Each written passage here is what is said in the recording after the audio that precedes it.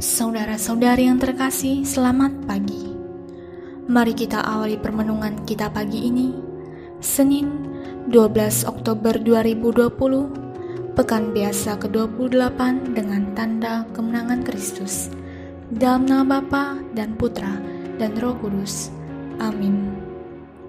Pada pagi ini kita akan mendengarkan renungan dari Pastor Cornelius Kulikaban MSC dengan tema Angkatan yang Jahat dari Lukas bab 11 ayat 29 sampai 32.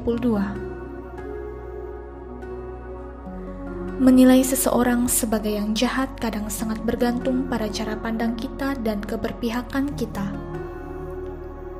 Seorang anak kecil misalnya, saat meminta sesuatu lalu tidak dikasih mamanya, pasti dia akan mengatakan mamanya jahat. Tetapi saat dia dewasa, cara pandangnya pasti berubah. Dia akan katakan bahwa si A itu jahat karena mencuri, merampok, memperkosa, membunuh, bertindak anarkis, menjarah, dan lain-lain yang sangat merugikan orang lain.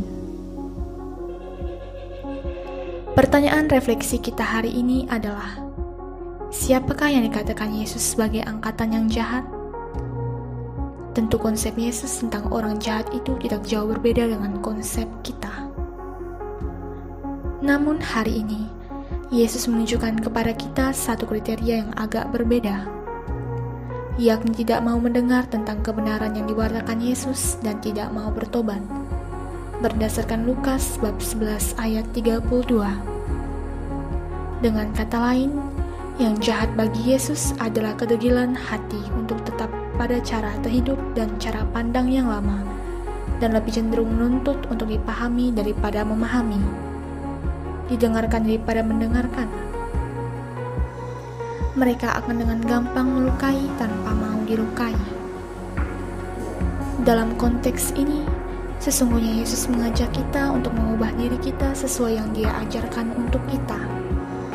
Dia mengajak kita untuk belajar rendah hati dan mengakui kelebihan orang lain dan menghargai kebaikan orang lain. Sebab saat kita terkurung dalam ego yang buta, kita telah menciptakan bagi diri kita jalan untuk melukai sesama. Bercermin pada sang sabda yang berkata kepada orang banyak, angkatan ini adalah angkatan yang jahat. Mereka tidak akan diberi tanda selain tanda Nabi Yunus dalam Lukas bab 11 ayat 29.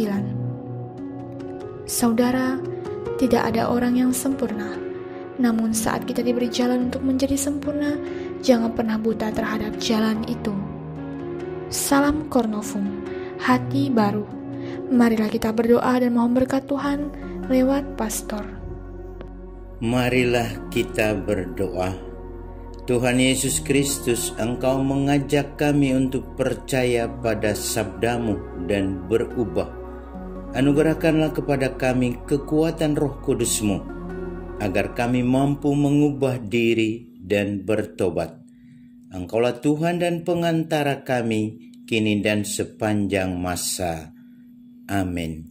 Tuhan bersamamu dan bersama roh-Mu. Semoga kita sekalian dalam usaha mengubah diri kita, membaharui diri kita, senantiasa dibimbing, dilindungi, dan diberkati oleh Allah yang Maha Kuasa, Bapa, Putra, dan Roh Kudus. Amin.